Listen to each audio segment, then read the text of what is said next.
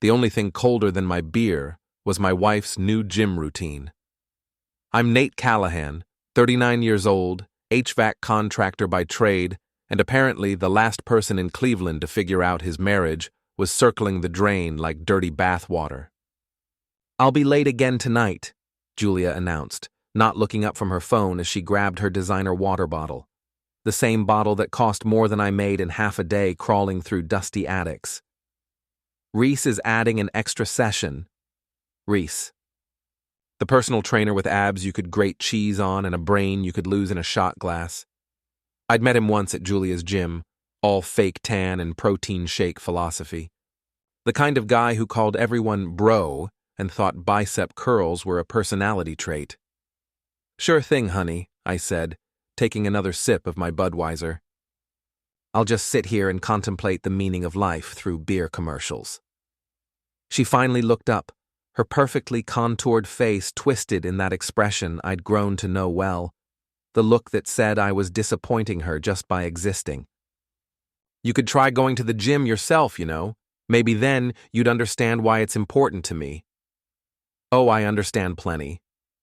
I understood that 3 months ago she started caring about her appearance again. I understood that she'd been working late every Tuesday and Thursday. I understood that our Netflix account showed someone had been watching romantic comedies at 2 a.m. while I was asleep. But I'm not stupid enough to poke a hornet's nest with a stick when I'm not ready for the swarm. Julia grabbed her keys and headed for the door. "Ellie's at Sarah's house until 9. There's leftover pizza in the fridge." The door slammed, leaving me alone with the echo and the distinct feeling that I was being played for a fool. My daughter Ellie, 14 and smarter than both her parents combined, had been giving Julia the cold shoulder lately. Kids have a radar for bullshit that adults lose somewhere around their first mortgage payment. I pulled out my phone and scrolled through Julia's Instagram. New posts every day now. Gym selfies, motivational quotes about finding yourself, and pictures of smoothies that looked like they cost more than my lunch. The comments section was a parade of fire emojis and "You go, girl" from her friends Vicky and Marlene. Vicky, the neighborhood gossip queen who treated other people's drama like her personal entertainment network. Marlene, who'd been married 4 times and treated relationships like rental cars, real quality advisors for a woman questioning her marriage. My phone buzzed. Pete, my best friend and owner of Murphy's Bar, had sent a text. "Beer and bullshit session? You look like you need both." 20 minutes later, I was sliding onto my usual bar stool while Pete poured me a draft. Murphy's wasn't much to look at. Dim lighting, sticky floors, and the kind of atmosphere where broken hearts came to drown their sorrows. But it was honest, which was more than I could say about my home life lately. "So," Pete said, wiping down a glass with practiced efficiency, "you want to talk about why you look like someone stole your lunch money? Julia's having an affair." The words came out easier than I expected. Maybe because saying them out loud made them real, and real problems could be solved. Pete stopped wiping. "You sure?" "Sure as death and taxes. All the classic signs. New clothes, new attitude, and a sudden passion for physical fitness that doesn't include her husband." I took a long drink. Plus, she changed her phone password and started taking calls in the other room. What are you going to do about it? That was the million-dollar question. The old me might have confronted her directly, might have made a scene, might have done something stupid and emotional. But 3 months of watching my wife lie to my face had taught me something valuable. Sometimes the best move is to let your opponent think they're winning while you figure out the rules of the game. "Nothing yet," I said. "But when I do something, it's going to count." Pete nodded slowly. He'd been through his own divorce 5 years back, and it had nearly destroyed him financially and emotionally. "Just remember, revenge is a dish best served cold. I prefer mine with a side of humiliation." The next evening, Julia came home 2 hours later than usual, her hair slightly messed up and her makeup smudged. She claimed she'd had a really intense workout and needed a shower immediately. While the water ran, I checked our joint bank account on my phone. 3 charges at restaurants I'd never been to, 2 at a hotel bar downtown, and 1 at a lingerie store that definitely wasn't buying anything for my benefit. I was sitting on the couch when she came downstairs in her robe, hair wrapped in a towel. "Nate, we need to talk." Here it comes, I thought. The conversation where she tells me she needs space, needs to find herself, needs to explore her options. The conversation where I'm supposed to be surprised and heartbroken and beg her to reconsider. "I'm listening," I said, muting the TV. I think we need some space to figure things out. I'm not happy, and I don't think you are either." I looked at her for a long moment, this woman I'd been married to for 15 years, who'd shared my bed and my dreams and my daughter. This woman who was now asking for space while she figured out if the grass was greener with her personal trainer. "You know what, Julia? You're absolutely right." She blinked, clearly not expecting agreement. What? You need space. I get it. In fact, I'm going to help you get all the space you need." I stood up and walked to the kitchen, pulling out my laptop. Let's see. Netflix password changed, bank account access revoked, credit cards canceled, car insurance, well, that's in my name, so you'll need to get your own policy. "Nate, what are you doing?" "Giving you space. Isn't that what you wanted?" I kept typing, methodically cutting her access to every shared account we had. "Oh, and the car keys, I'll need those back. The car's in my name too." Her face went white. "You can't do this." "Actually, I can. See, when you ask for space, that means you want to be independent. Independent people don't rely on their spouse's income and resources." I closed the laptop and smiled. "Congratulations, honey. You're single." "This is ridiculous. I just meant..." "I know exactly what you meant. You meant you wanted to keep all the benefits of being married while you test drove your trainer, but that's not how this works." I walked past her toward the stairs. "Your Uber should be here in about 10 minutes. I called you one." "Uber? Where am I supposed to go?" "I don't know. Maybe Reese has some ideas." The look on her face was worth every penny this was going to cost me in lawyer fees. 3 days later, Julia was banging on my front door at 6 in the morning like a woman possessed. I watched her through the peephole for a minute, coffee in hand, enjoying the sight of her desperation. She'd aged 5 years in 72 hours. "Nate, open this door right now." I took my time, savoring my coffee and the sound of my wife learning what consequences felt like. When I finally opened the door, she pushed past me into the house. "You can't lock me out of my own home." "Our home," I corrected. "And I didn't lock you out. You asked for space, remember? I just made sure you got plenty of it." She looked terrible, hair unwashed, makeup smeared, wearing the same clothes from 3 days ago. "This is insane. I just needed time to think." "How's that working out for you?" "I've been sleeping in my car." "That's unfortunate. Have you considered asking your trainer if he has a couch you could borrow?" Her face crumpled, and for a moment, I almost felt sorry for her. Almost. Then I remembered the hotel charges and the lingerie that never made it home. "Okay, yes, I've been seeing Reese. But it's not what you think. Let me guess. It just happened. You never meant for it to go this far. He understands you in ways I never could. You deserve to be happy. Did I miss any of the greatest hits?" She sat down heavily on the couch, and I noticed she was shaking. "I made a mistake." "No, Julia, a mistake is forgetting to pick up milk. What you did was make a choice, multiple choices, actually. You chose to lie to me every day for 3 months. You chose to spend our money on dates with another man. You chose to disrespect our marriage and our daughter. Don't bring Ellie into this. She's already in it. She's been asking me why Mommy doesn't eat dinner with us anymore. Why Mommy's always at the gym. Why Mommy seems angry all the time." I sat down across from her, maintaining eye contact. What am I supposed to tell her? Julia started crying then, big, ugly sobs that might have moved me 6 months ago. Now they just sounded like the noise someone makes when they realize they've blown up their life for nothing. I want to come home. This isn't your home anymore. Your home is wherever you and Reese decide to build your new life together. It's over with him. I laughed, and the sound was harsher than I intended. Let me guess. Turns out, the guy who helped you cheat on your husband isn't exactly boyfriend material? What a shocking development. He's not who I thought he was. No kidding. It's almost like people who help married women betray their families might not be the most trustworthy individuals.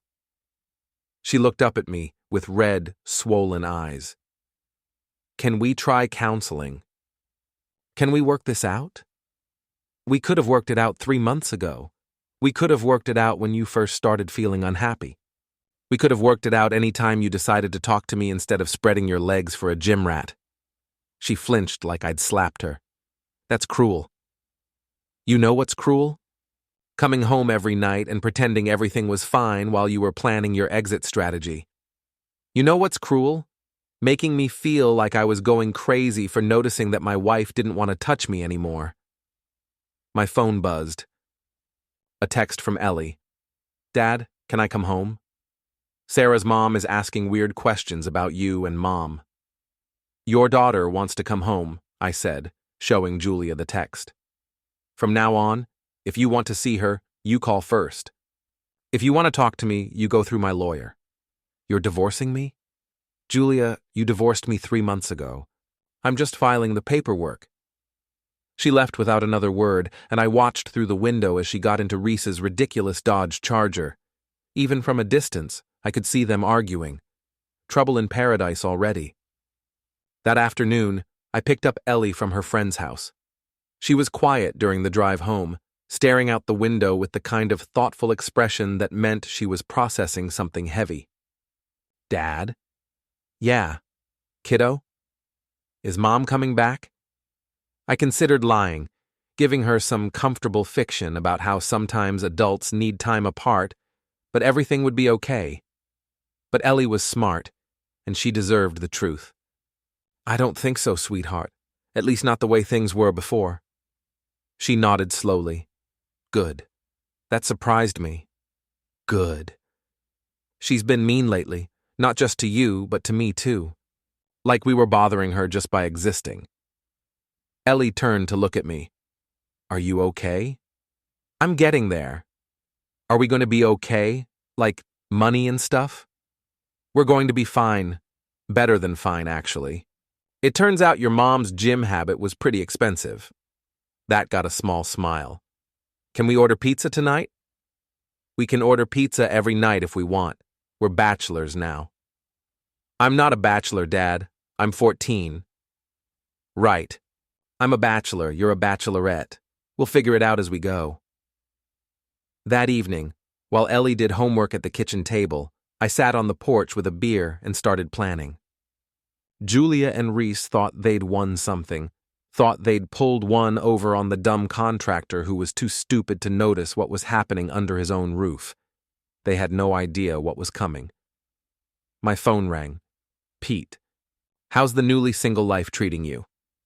Like a kick in the teeth, but at least it's honest. I took a sip of beer. Julia came by this morning. Apparently her boy toy isn't as charming when she needs a place to sleep. She want to come back? Yep. Amazing how fast I need space becomes, please let me come home, when the space includes sleeping in your car. Pete laughed. So what's the plan? I'm going to destroy them. Legally speaking, I hope. Oh, absolutely. I'm not going to break any laws. But I'm going to make sure everyone in this town knows exactly what kind of people they are. I finished my beer and stood up. Julia wanted to trade up. Let's see how she likes her new life when everyone knows how she got it. Just be careful, man. Revenge has a way of biting you in the ass. Only if you do it wrong. The next morning, I drove to Murphy's bar early before Pete opened for business. I needed to think, and something about the empty bar helped me focus. Pete found me there an hour later, sitting in the dark with a cup of coffee and a legal pad covered in notes. Planning the invasion of Normandy? Something like that. I showed him the pad. Julia and Reese think they're so smart. They think I'm just going to roll over and take it. But they made one crucial mistake. What's that? They underestimated me. Over the next week, I put my plan into motion. First, I needed information, and Julia had left me plenty of access. She'd forgotten that I'd set up most of our digital life. I knew her passwords, her patterns, her hiding spots. Her laptop was still logged into her email account. Her social media accounts were still synced to the tablet she'd left behind. And her cloud storage was still backing up her photos automatically. What I found there made my stomach turn and my resolve harden. Screenshots of text conversations with Vicky and Marlene, talking about how boring I was, how she deserved passion and excitement. Photos of her and Reese at restaurants I couldn't afford, hotels I'd never seen. Videos of them together that I deleted immediately, but not before noting the timestamps, some taken while I was at work, others while I was home with Ellie.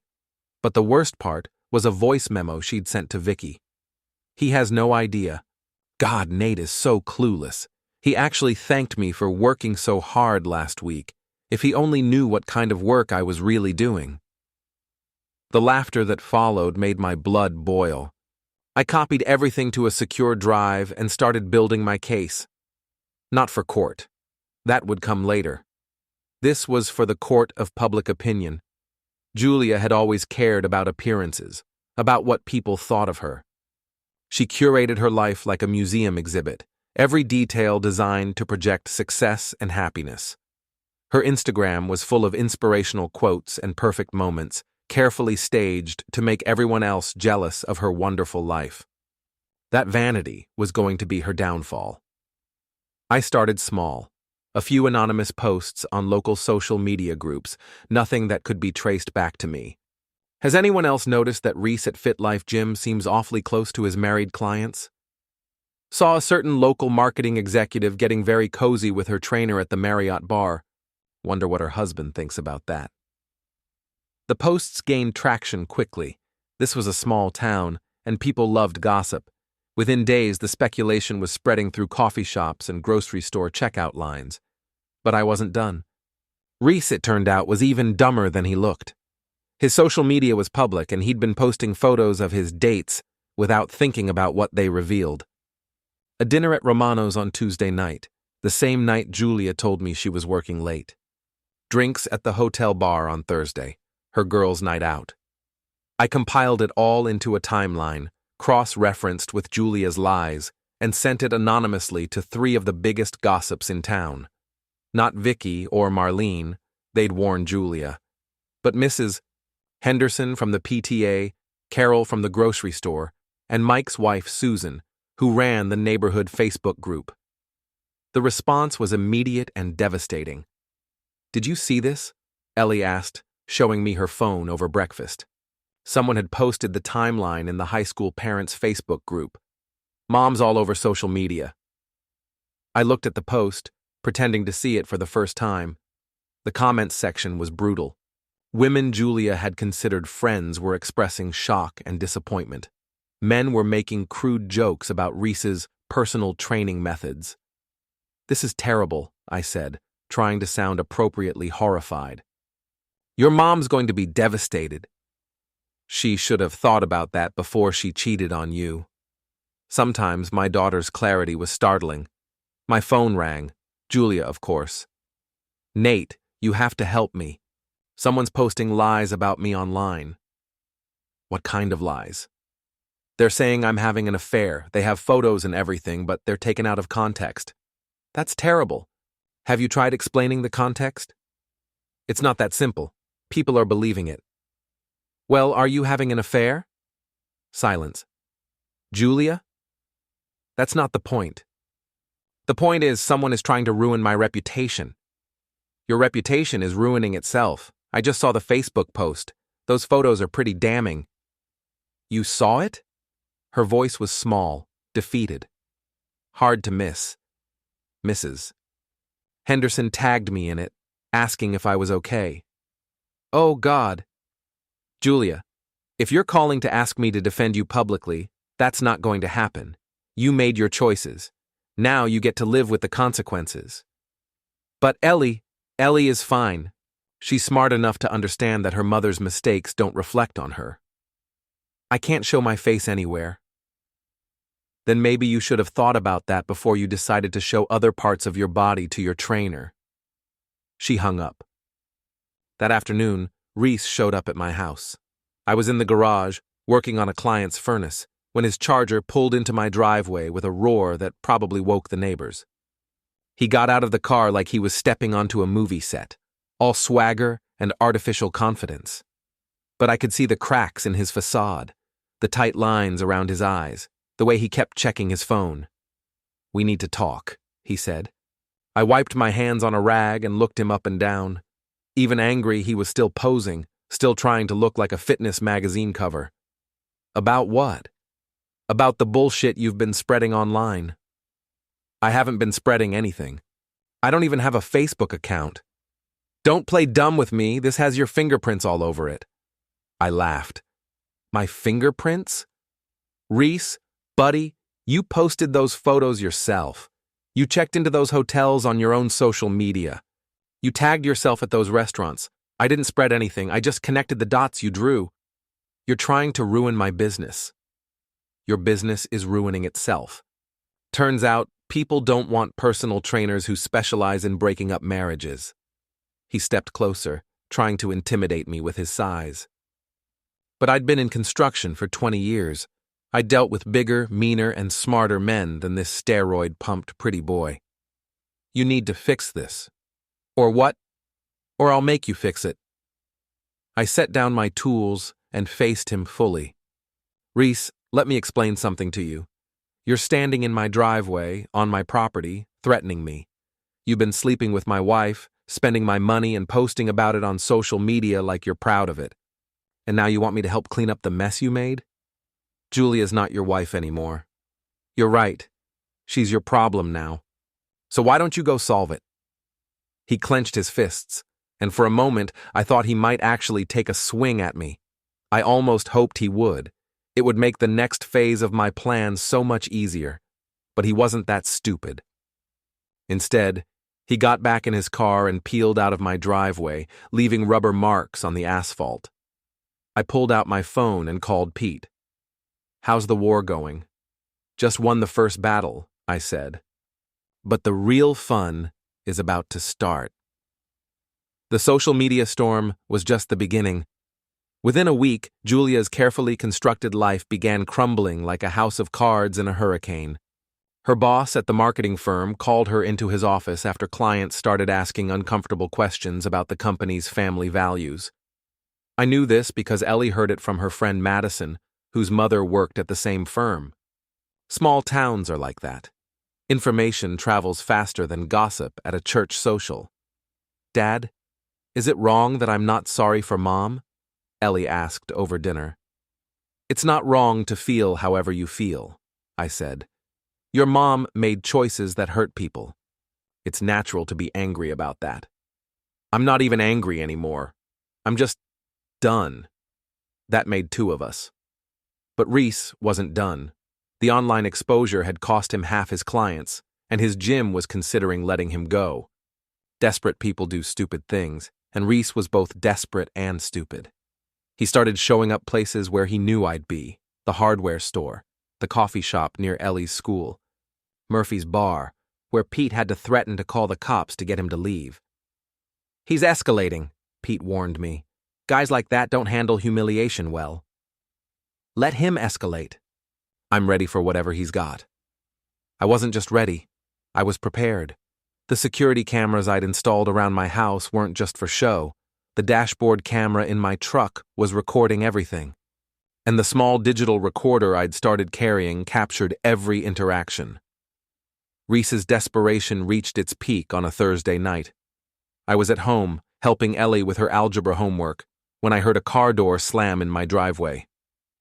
Through the window, I saw him walking toward my front door with the kind of purposeful stride that meant trouble. "Ellie, go upstairs and lock your door." "Dad, Now. She didn't argue. Smart kid. The doorbell rang, followed immediately by aggressive pounding. I opened the door with my phone already recording. "We're going to settle this right now," Reese said, pushing past me into the house. "You're trespassing." "I don't care. You've destroyed my life, and now I'm going to destroy yours." "How exactly did I destroy your life?" "By existing while you slept with my wife." He spun around, face red with rage. "You posted those photos. You spread those lies." "What lies? That you're sleeping with Julia? That you've been flaunting it all over social media? That you helped a married woman betray her family?" I kept the phone recording, making sure to capture his face clearly. "Which part of that is a lie?" "You made me look like a homewrecker." "Reese, buddy, you are a homewrecker. I just made sure people knew about it." He took a swing at me then, a wild haymaker that would have been devastating if it had connected. But 20 years of construction work had taught me to duck fast and hit hard. I slipped the punch and drove my fist into his solar plexus, doubling him over. "Get out of my house." He straightened up, gasping for air, his face a mask of rage and humiliation. "This isn't over." "Yes, it is. And if you come back here, if you threaten me or my daughter again, I'll have you arrested. Now get out before I call the cops." He left, but not before kicking over my trash can and screaming threats that the whole neighborhood could hear. I called the police anyway, filing a report for trespassing and assault. The recording from my phone would make sure the charges stuck, but that wasn't enough. Not anymore. Julia called the next morning, hysterical. "Nate, you have to drop the charges against Reese." "Why would I do that?" "Because he's threatening to tell everyone that I gave him money." "What money?" Silence. "Julia, what money?" I may have helped him with some expenses." "How much?" "It doesn't matter." "How much?" $5,000. I sat down heavily. $5,000 from our joint savings account, money I'd been setting aside for Ellie's college fund. "You gave our daughter's college money to your boyfriend?" "It wasn't like that. He was having trouble with his rent, and you stole from our daughter to support the man you were cheating with." "I didn't steal anything. It was my money, too." "Not anymore, it isn't." I hung up and immediately called my lawyer. Theft, adultery, and now extortion. Julia was building quite a case against herself, but I still wasn't done. That weekend was the annual Chamber of Commerce Charity Gala, the biggest social event of the year. Julia had been planning to attend for months, back when she thought she'd be there as my wife, playing the role of successful marketing executive and devoted mother. Now she'd be there as the woman who cheated on her husband with a gym rat and stole money from her daughter's college fund. I bought a ticket. The gala was held at the Marriott downtown, the same hotel where Julia and Reese had conducted much of their affair. The irony was delicious. I arrived early, dressed in the one good suit I owned, and positioned myself where I could watch the entrance. When Julia arrived, she was alone, wearing a dress that probably cost more than my monthly truck payment. She looked beautiful and desperate, like a woman trying to convince the world that her life wasn't falling apart. Reese showed up 20 minutes later, clearly uncomfortable in a rented tux that didn't quite fit. They found each other across the crowded ballroom, and I watched their awkward reunion. Even from a distance, I could see the tension between them. I spent the evening circulating, accepting condolences from people who knew about the divorce, deflecting questions about Julia's behavior, and generally playing the role of the wounded but dignified husband. But I was also listening, gathering information, waiting for the perfect moment. It came during the silent auction, when Julia had a few too many glasses of wine and started talking loudly to anyone who would listen about how she was finally living her authentic life, and how some people are just too small-minded to understand. Real passion. Mrs. Henderson, the PTA president, looked mortified. Carol from the grocery store was recording everything on her phone, and Reese looked like he wanted to disappear into the floor. That's when I made my move. I walked over to their table, smiled politely, and sat down in the empty chair next to Julia. "Hello, darling. Having a good time?" She stared at me like I was a ghost. "Nate? What are you doing here?" "Same thing you are. Supporting local charities." I looked around the table at the other guests, most of whom I recognized. "I hope you don't mind me joining you. It's been so hard going through this divorce, trying to understand where our marriage went wrong." "Nate, I thought we were happy.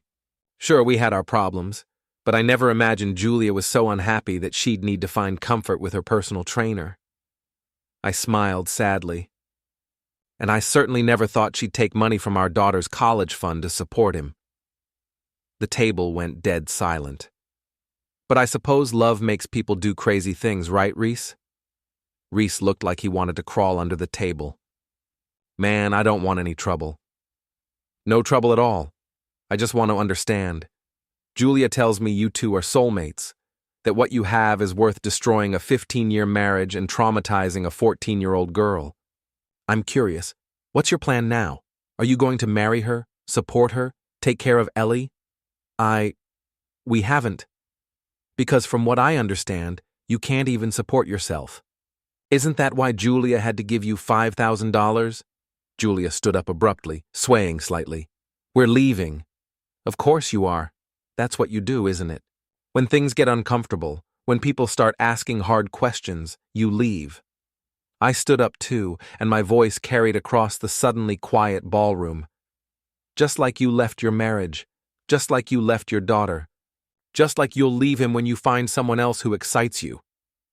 "You bastard," she hissed. "Maybe, but I'm not a thief, and I'm not a home wrecker.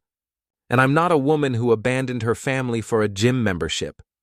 She slapped me then, hard enough to leave a mark in front of 300 of our neighbors and colleagues. The room erupted in whispers and gasps. Someone was definitely recording this. I touched my cheek and smiled. "Thank you, Julia. I think that tells everyone exactly who you really are." She ran from the ballroom, Reese trailing behind her like a lost puppy. I sat back down and ordered another drink. The war was over. I had won. The slap heard round the charity gala became the most talked-about moment in our town's recent history. By Monday morning, the video had been shared on every local social media platform, dissected in coffee shops, and turned into memes by teenagers who thought the whole thing was hilarious. Julia became a pariah overnight. Her boss at the marketing firm restructured her position right out of existence. The country club revoked her membership. Even Vicky and Marlene, her supposed best friends, started distancing themselves from the scandal. But the real devastation came from an unexpected source. Cindy Morrison had been Reese's girlfriend before Julia came along.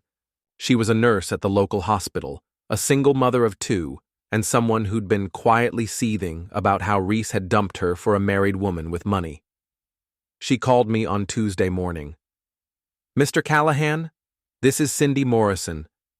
I think we should talk." We met at a diner across town, away from prying eyes and gossiping neighbors. Cindy was attractive in a natural, unpretentious way that made Julia's high-maintenance routine look desperate by comparison. "I want you to know that I'm sorry about what happened to your marriage," she said. "Reese he's not a good person." "I'm starting to figure that out." "No, I mean he's really not a good person. The affair with your wife wasn't his first. He targets married women specifically. He calls it fishing in stocked ponds." My blood ran cold. "What do you mean?" "He goes after women who are unhappy in their marriages, women with money and resources. He seduces them, gets them to leave their husbands, takes whatever he can get, and then moves on to the next one." "How many?" "Your wife is number 4 that I know of. Maybe more." She pulled out her phone and showed me screenshots of text messages between her and Reese, dating back 6 months. In them, he bragged about his business model, of targeting desperate housewives, and how much money he'd made from his clients. "He's not just a personal trainer," Cindy continued. "He's a con artist. And your wife isn't his girlfriend, she's his mark." The pieces fell into place with sickening clarity. Julia's sudden obsession with the gym, the way Reese had isolated her from her family and friends, the money she'd given him, the promises of a new life together that would never materialize. Why are you telling me this? Because he destroyed my life too. And because I have something you might want to see. She showed me another set of screenshots, text messages between Reese and another woman sent just 3 days ago. In them, he was already planning his exit strategy from Julia, complaining about how clingy she'd become and how he needed to find a new opportunity. He's going to dump her, I said, probably this week. He always moves fast once the money runs out. I stared at the messages, feeling an unexpected pang of sympathy for Julia. She thought she'd found true love, thought she'd traded up from her boring contractor husband to an exciting younger man. Instead, she'd been played by a professional predator who saw her as nothing more than a paycheck. What do you want me to do with this information? Whatever you think is right. But I thought you should know the truth before you finalize your divorce. This wasn't about your marriage failing. This was about a predator targeting your family. I thanked Cindy and drove home, my mind racing. Part of me wanted to warn Julia, to show her the messages and save her from the humiliation of being dumped by the man she'd destroyed her life for. But a bigger part of me wanted to watch it happen. I didn't have to wait long. On Thursday evening, Julia called me, sobbing so hard I could barely understand her. Nate, he's gone. Who's gone? Reese, he's gone. He took everything. What do you mean, everything? My jewelry, my laptop, the cash I had saved. He cleaned out my apartment and disappeared. I closed my eyes, feeling no satisfaction in being right. Julia, I'm sorry. He left me a note. He said I was getting too serious, that he never promised me anything permanent. He said I was just a good time. Where are you now? I'm sitting in my car outside his apartment. The landlord says he moved out yesterday, didn't leave a forwarding address. Come home. What? Come home. We'll figure this out. But the divorce can wait. Right now you need help, and Ellie needs her mother. There was a long silence. Then, why would you do that? After everything I did to you? Because you're still Ellie's mother. And because what happened to you wasn't entirely your fault. When Julia arrived an hour later, she looked like a broken woman.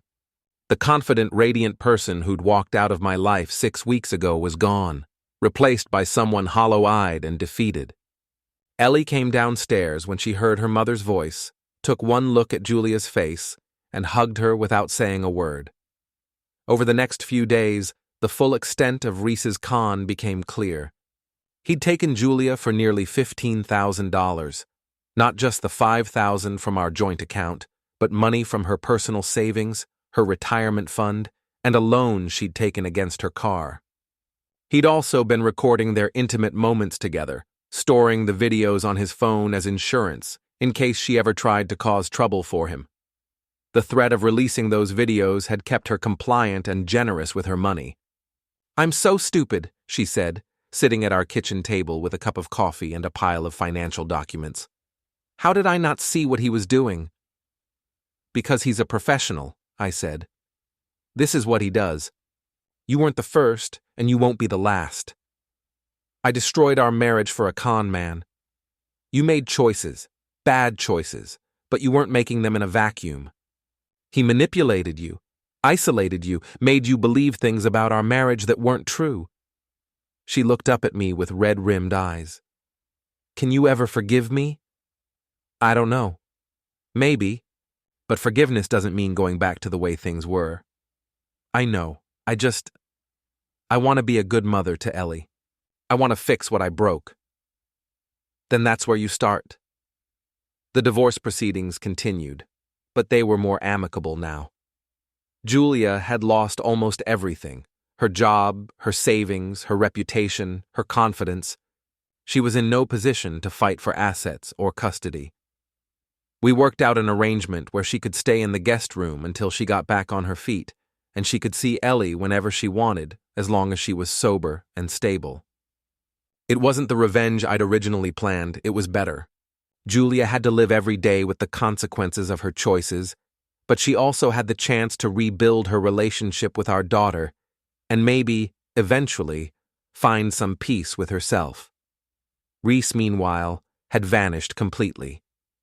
Cindy told me he'd left town, probably to find a new hunting ground in another city. The police had opened an investigation into his activities, but I doubted they'd find him. Men like Reese were experts at reinventing themselves. 6 months later, I was sitting on my porch with a beer, watching Ellie and Julia plant flowers in the front yard. They were laughing about something, and for a moment, it almost looked like we were a normal family again. We weren't, and we never would be. Too much had happened, too much trust had been broken. But we were something new, a family that had been shattered and was slowly learning how to fit the pieces back together in a different pattern. Julia looked up and caught me watching. She smiled tentatively, and I nodded back. It wasn't forgiveness, not yet, but it was a beginning. My phone buzzed, a text from Pete. "Beer and bullshit session tonight?" I typed back, "Rain check. Family dinner." Some victories were worth more than revenge, but as I watched my ex-wife and daughter working together in the garden, I couldn't help but smile. Julia had wanted excitement, passion, and a new life. She'd gotten all three, just not the way she'd expected. And sometimes, the best revenge is simply letting people live with the consequences of their choices while you build something better from the wreckage they left behind.